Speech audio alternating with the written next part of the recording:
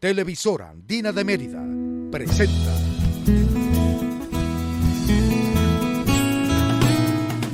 Buenos días. Muy buenos días, queridos amigos. Bienvenidos a todos ustedes a la televisora Andina de Mérida.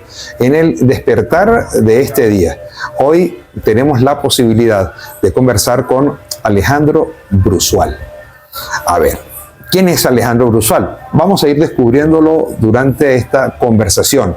Lo que me gusta de esta conversación, en primer lugar, es que salimos de la política diaria, salimos de la economía diaria, salimos de la crítica diaria y entramos en un mundo bien interesante, en el mundo de la investigación, en el mundo de la música, en el mundo de la cultura, en ese mundo que también existe, no subyace, existe, y existe, funciona y anda, y sobre todo en Mérida existe, funciona y anda, y existe, funciona y anda porque el pasado día martes, en horas de la mañana, fue inaugurada precisamente en la biblioteca Don Tulio Febres Cordero, ubicada frente a la Plaza Bolívar de Mérida, que es la colección, de hecho, de Don Tulio Febres Cordero, pues una exposición de las publicaciones, de algunas publicaciones de Alejandro Bruzual. Alejandro, muy buenos días. Gracias. Bienvenido a la televisora Andina de Mérida. Un placer que estés en Mérida.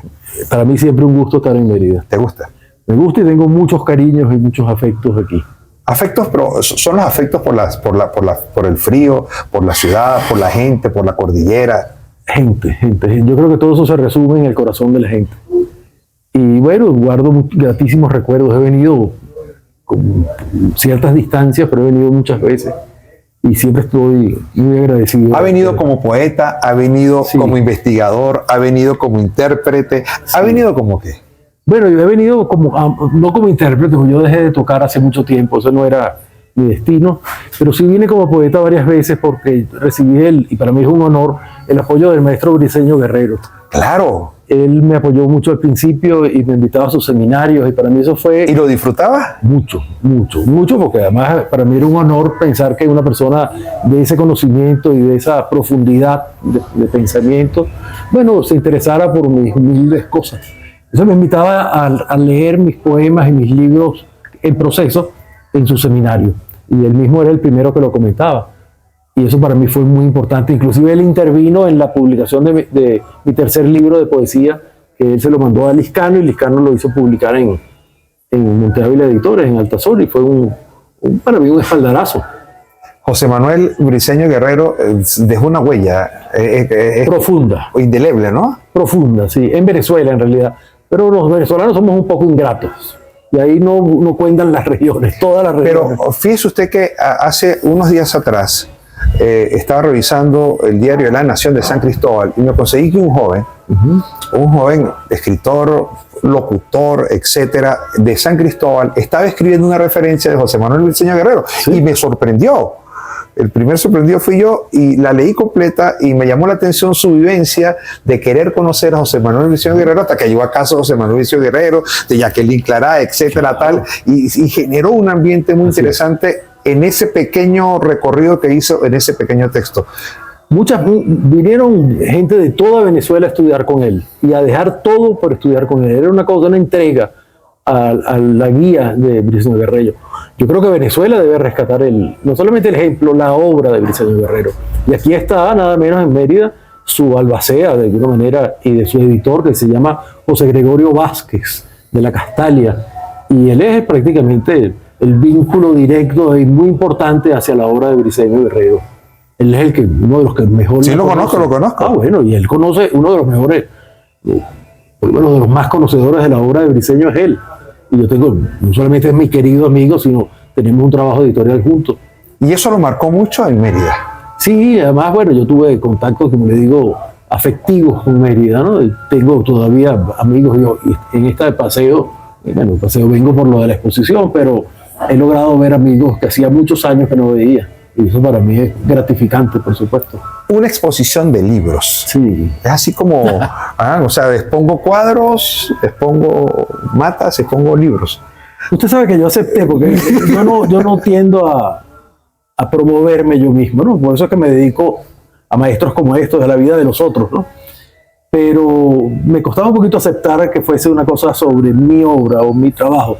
Pero Néstor Abad, que generosamente lo propuso, era una forma de ratificar la importancia del libro, de la existencia del libro, del vínculo, de la experiencia que significa el libro, no solamente para la lectura de quien lo recibe, sino para uno.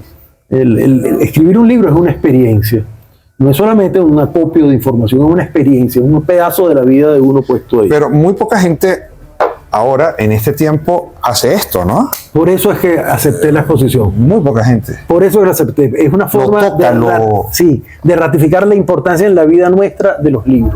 Del libro como hecho físico y como un túnel hacia un mundo a otro. El libro es vivo, el libro es un ser vivo. Así es. Y creo que a usted le pasa con el libro lo que nos pasa a nosotros con los periódicos.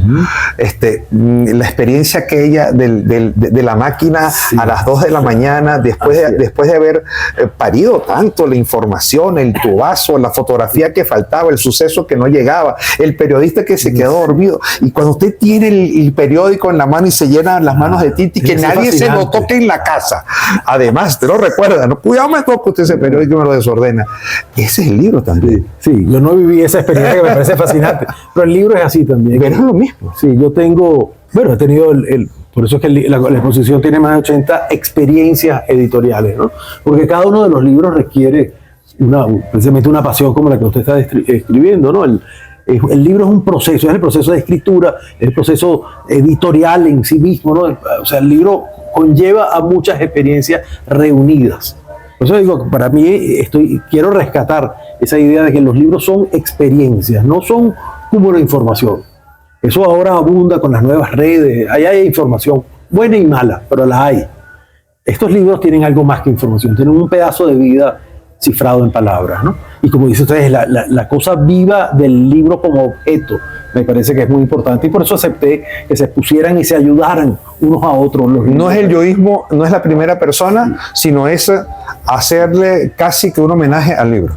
Sin duda, y ahora que dice eso, muchos de mis libros tienen una presencia, y sobre todo por ejemplo, este es el último que publicó Bigot, de la guitarra popular. Tiene, no sé, quizás 1000 guitarristas nombrados, de más de 100 entrevistas. Estos libros, sobre todo los del campo musical, en mi caso, la metodología está muy atravesada de la entrevista, de la transmisión oral, y hace que entonces el libro también sea una experiencia colectiva, puesto que hay muchas personas que participan. Pero es la convivencia, de Alejandro Bruzual con... Soy gestor de un conocimiento. No es mi conocimiento, soy un medio del conocimiento de mucha gente. Y más cuando sucede, en este último libro que es de la guitarra popular, el mundo popular está muy desasistido. Y lo digo inclusive en presente. Está muy desasistido, el verdadero mundo popular, ¿no? Ese es el libro que es sobre la guitarra popular, requería la opinión y la voz y el recuerdo de mucha gente, porque no había documentos. Entonces hay más de 100 entrevistas ahí. Creo que a partir de 1983 se hizo irreverente el mundo popular. Y fue seguramente sobre todo el tema del arte popular, fue por aquel tema económico, ¿no? La caída abrupta del dólar. Viernes negro. Aquel viernes negro que no es nada a lo del tema presente, pero la caída abrupta del dólar, aquel viernes negro, que la gente mirara al artista del país. Ya no podía mirar al artista de Nueva York ni al artista de París, sino que tenía que mirar al artista del país. Y lo miró y se hizo una irreverencia y surgió. Coincidencialmente, en ese tiempo, Sofía Inver había realizado, después de aquella exposición de Moore, no sé si usted la recuerda, claro, tengo el catálogo. Yo tengo el afiche de la exposición de Moore, vino la exposición de Juan Félix Sánchez. Ajá. Y que fue la primera irreverencia en el Museo de Arte Contemporáneo de Sofía Inver al arte contemporáneo, y cuando colocas las obras y la propuesta de arte popular de Juan Félix Sánchez, que venía de la mano del Grupo 5, entre los cuales se encontraba Alberto Arbelo, como usted lo debe recordar. Entonces era una historia fascinante. ¿Esa irreverencia se vivió en la música? Pero mucho antes. En realidad sí, porque para la toma de posesión de Gallegos en el año 48, Juan Liscano hizo la famosa Fiesta de la Tradición. Y por primera vez en Venezuela se unieron y se conocieron y se juntaron expresiones de todo el país. Fue el tamunangue, fue de Oriente, fueron de todo, fueron por supuesto de los llanos, y logró hacer en el Nuevo Circo en el año 48 Nada menos que... Lo leí. Sí, es un momento fundamental. Y de ahí parte una suerte de reconocimiento de que precisamente somos muchas cosas juntas y que hay una potencia en lo popular que había sido desoída hasta entonces. En la música. En la música. Eso, en las tradiciones populares, porque no era solamente música, pero estaba muy centrado en la parte musical. Y Liscano hizo la obra de Liscano es sin duda fundante y fundamental para esto que hemos hecho nosotros posteriormente. ¿Fue inspirador? Él fue el organizador de eso y yo creo que la idea fue de él. Él era un personaje muy importante. ¿Inspirador de Alejandro Bruzual? Bueno, no. Para mí inspirador es Briceño Guerrero y bueno, tengo mis maestros, ¿no? Los que me ayudaron y que confiaron en mí empezando, ¿no?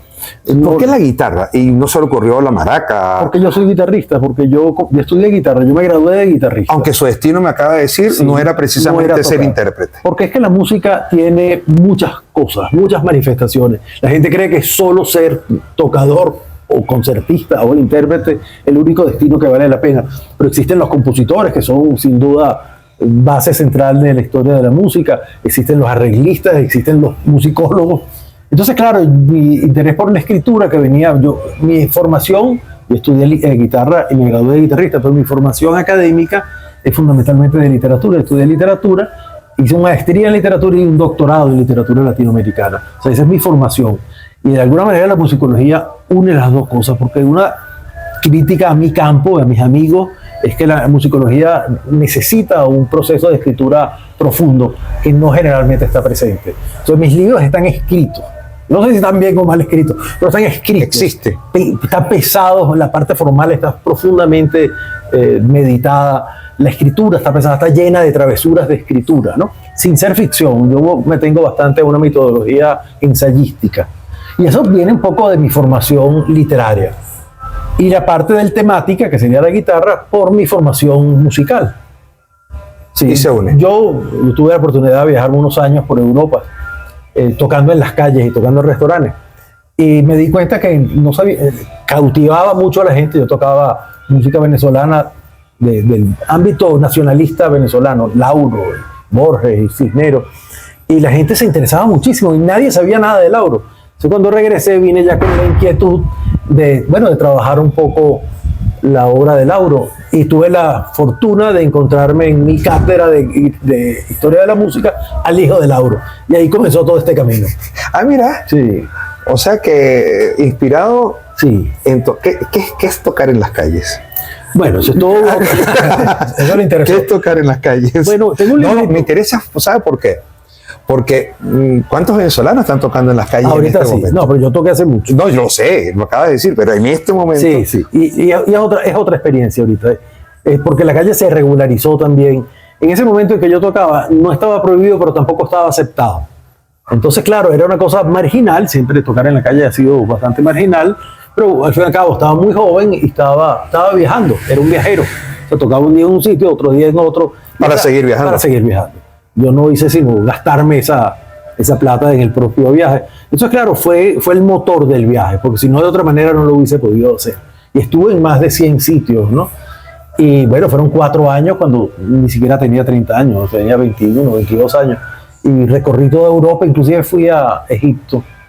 Ahí no toqué, no había manera de tocar en Egipto, ¿no? Pero sí toqué en toda Europa y bueno, logré vivir como se vive un Claro, viajero, me interesó porque es el origen, ¿no? Bueno, el origen fue la asunción de mi vida. En realidad yo asumí mi vida de otra manera después de esa experiencia. Ahora, y fue origen, sí, yo ahí escribí un par de libros de poesía que después publiqué. Escribí un libro sobre los viajes. ¿Inspirado por ese tema? Inspirado no por el tema del viaje, hay un librito que se llama Imágenes Terrestres, que sí habla de la experiencia de la calle. Eso se llama Imágenes Terrestres, ¿no? Pero hice un libro de poesía que me sirvió de contacto con Briceño Guerrero, que se llamó El Jardín de las Mujeres, que está muy lleno de la experiencia cultural, ¿no? De los museos, de los sitios a donde fui, y claro, transmutado en términos simbólicos, ¿no? Las mujeres no son mujeres físicas, sino son mujeres de la cultura, ¿no? Ni es necesariamente la relación de amor, sino es la relación como parte de... La común unión. Sí, una unión. Entonces siempre hay un hombre representado y una mujer representada. La voz masculina es la que habla, pero no es la mía, está disfrazada, ¿no? Y todo eso surgió del viaje. Y eso fue una razón por las cuales quise volver. Pues me estaba cargando de proyectos que no realizaba. Entonces, bueno, vine a cumplirlo y hoy puedo decir que sí lo hice. Alejandro Brusual, en esta mañana de Buenos Días por la televisora Andina de Mérida. Compromisos comerciales y a la vuelta seguimos con más desde la Rama Dorada, nuestro espacio también de encuentro, un espacio que es ciertamente agradable para conversar. Buenos días.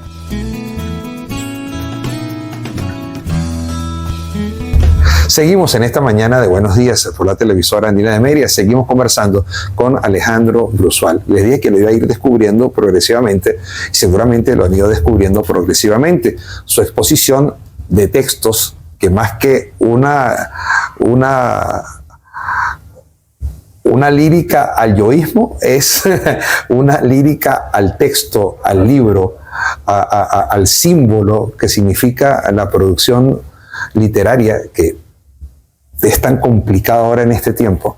Pero bueno, está la exposición en el museo, en la biblioteca Don Tulio Febres Cordero. Esa era la biblioteca original, allí están los textos originales de Don Tulio Febres Cordero, que dejó tras su fallecimiento y fueron entregados al Estado, y el Estado monta esta biblioteca. Ciertamente son los textos de Don Tulio Febres Cordero. 85 textos. Sí, hay 85 textos. 85 textos es la obra de Alejandro Brusual. Bueno, sí, en el sentido de que reúne cosas que son... Yo soy autor con mis libros de poesía, mis libros de investigación literaria, mis libros de investigación, vamos a decir, cultural, general, musical, pero hay algo de cine y hay algo de pintura. Fundamentalmente musical, ¿no? Son como tres grandes áreas, ¿no? Pero también estoy ahí representado en ambos Siempre casos. la música. No, música y literatura, Okay. Siempre, ¿no? Aunque, como le digo, hay pequeñas cosas. Hay un librito sobre un pintor nuestro, aunque era uruguayo en realidad, pero vivió muchos años aquí, que se llamó Ángel Fong, un pequeño librito. Y hay un libro sobre cine, que bueno, me gané un premio, entonces lo publicaron. Pero son cosas menores, en realidad.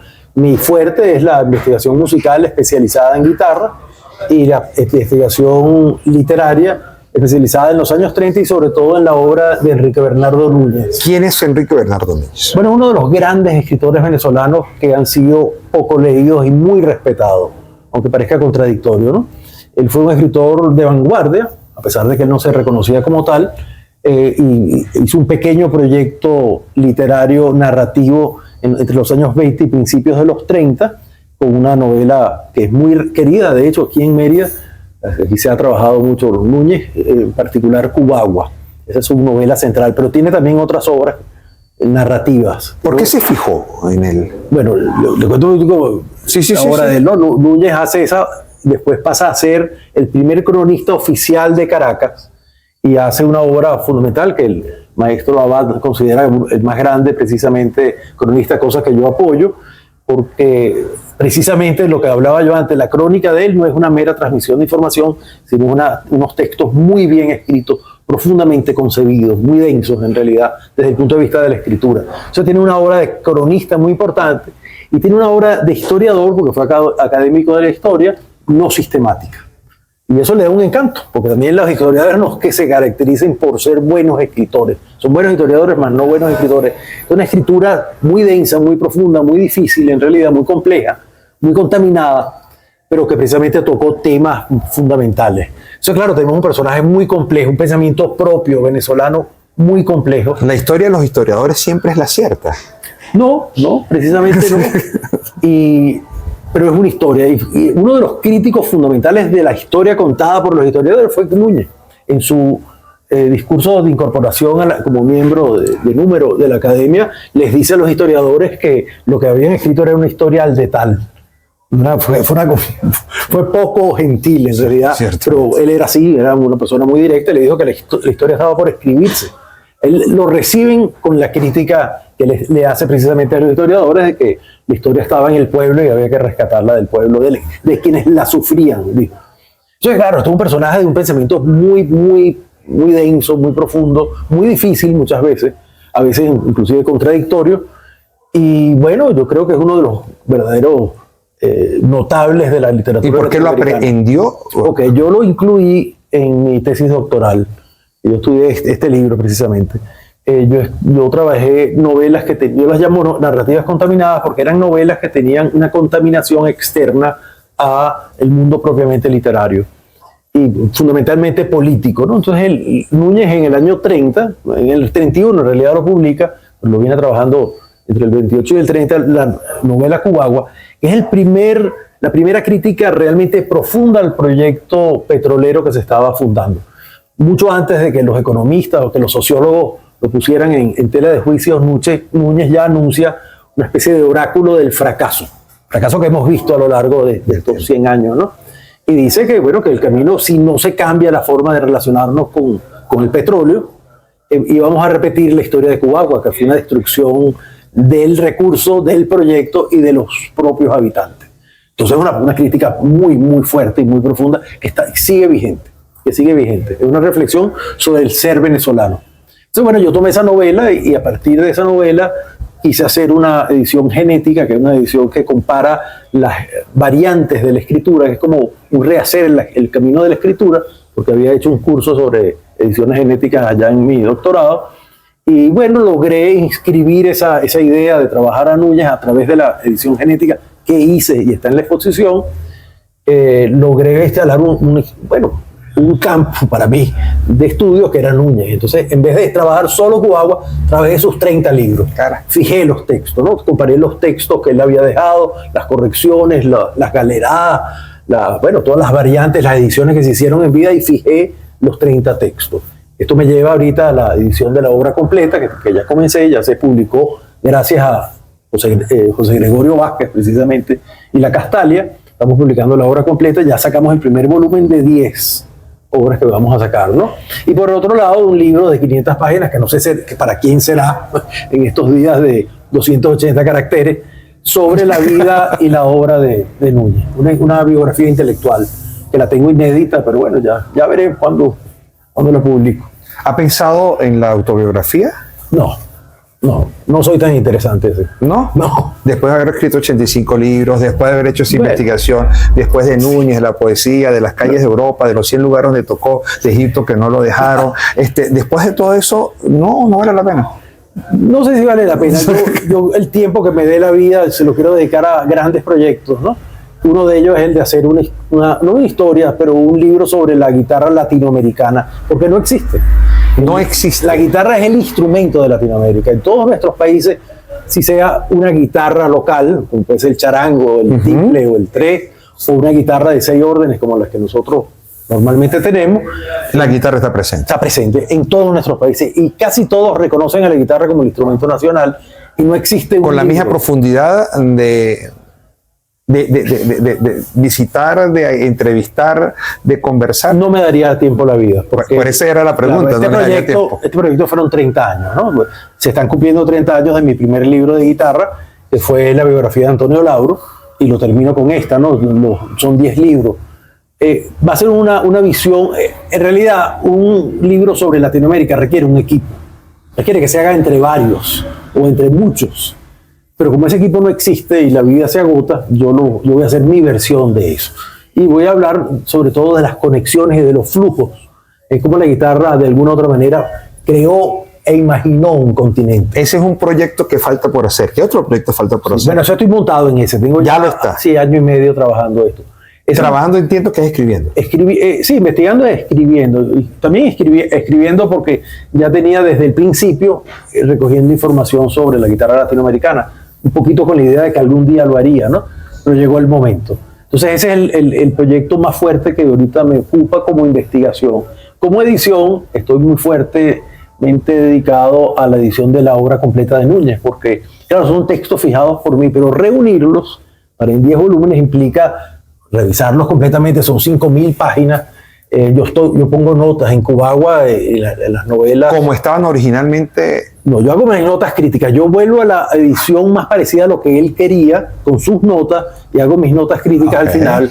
Y en ese volumen que salió, que se llama 3 novelas, hay 500 notas mías, para que vean un poco el trabajo que significa esto. Es ayudar al lector y llevar un poco al lector a la comprensión del texto, que son textos difíciles, no son textos fáciles de.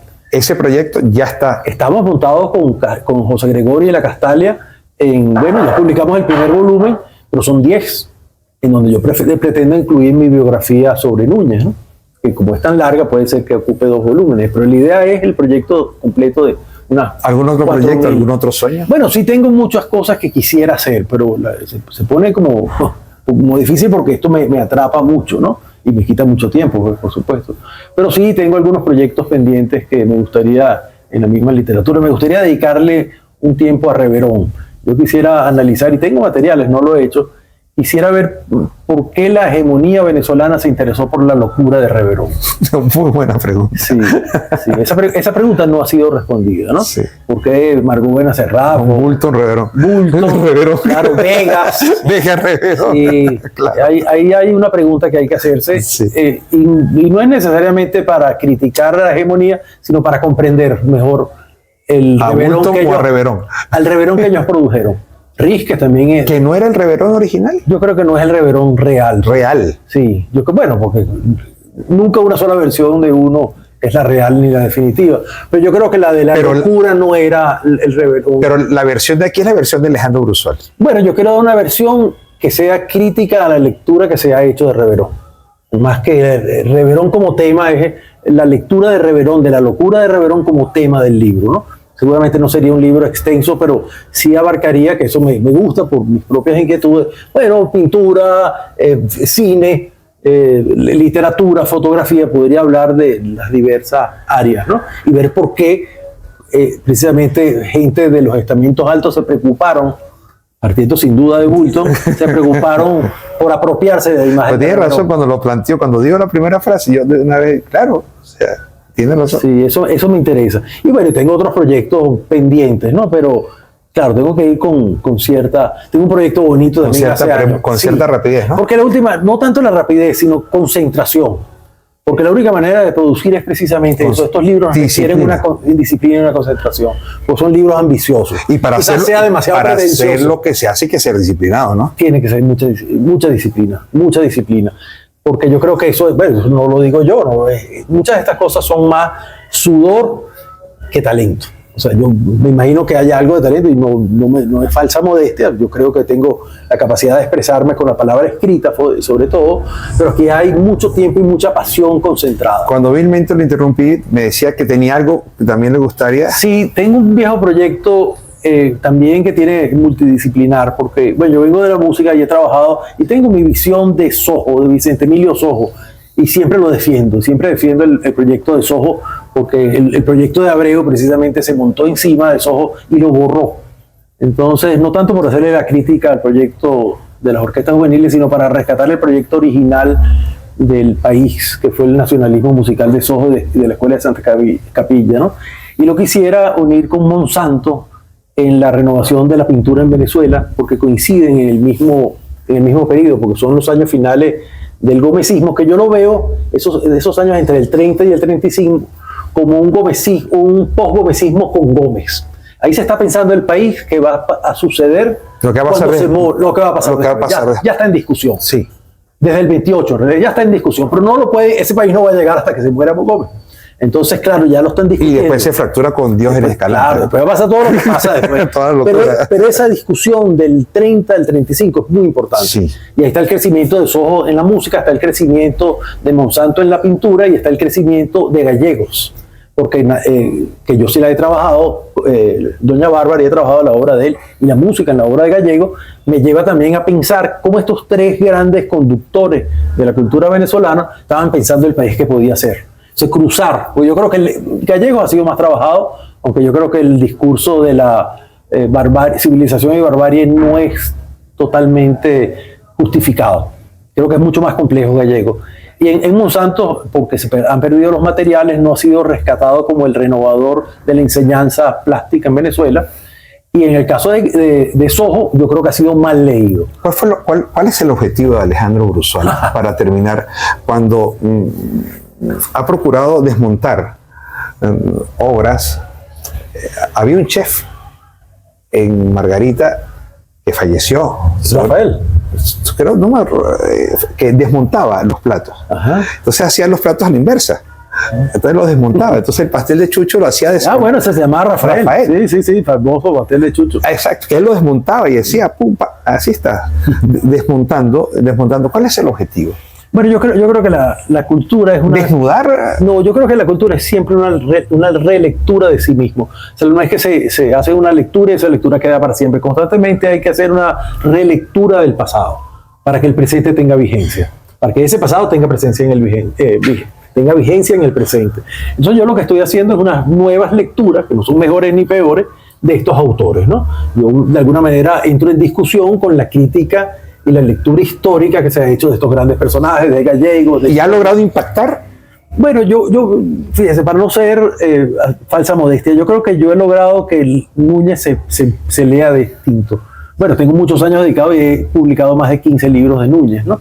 Entonces, claro, eso ha hecho que otras personas lo lean y produzcan conocimiento, porque sería un fracaso mi esfuerzo si soy yo el único que habla de Núñez o el único que habla de Lauro. Así es. Yo tengo que provocar que los demás también se interesen. O sea, la obra de Bruzual ha transversalizado.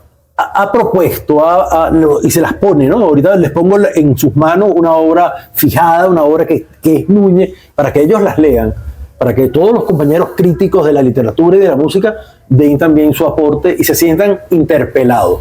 Yo creo que los libros míos tienen una intención de interpelación, de interpelar al medio en el caso... Y creo que después de haberlo oído y después de este breve interview, creo que ahora comprendo el afecto con José Manuel Briceño Guerrero. Claro, que era rebelde también, claro. Pues fue una rebeldía. Así es, y su escritura es así. Claro. A veces es difícil saber dónde está Briceño, porque Briceño expone una cosa y expone lo contrario al mismo tiempo, y le toca al lector sacar sus conclusiones.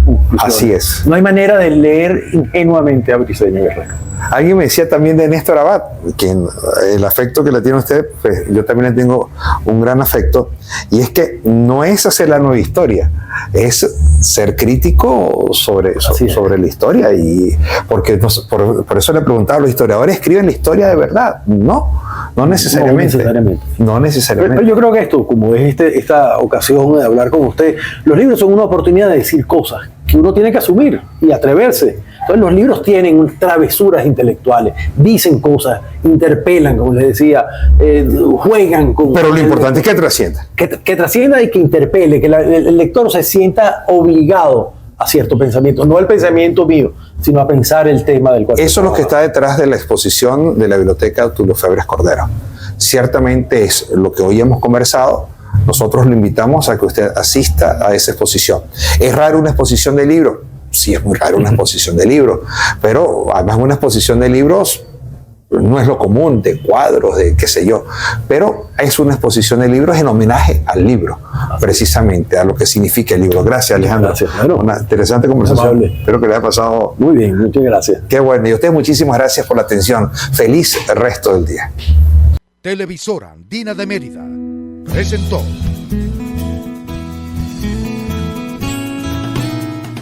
Buenos Días.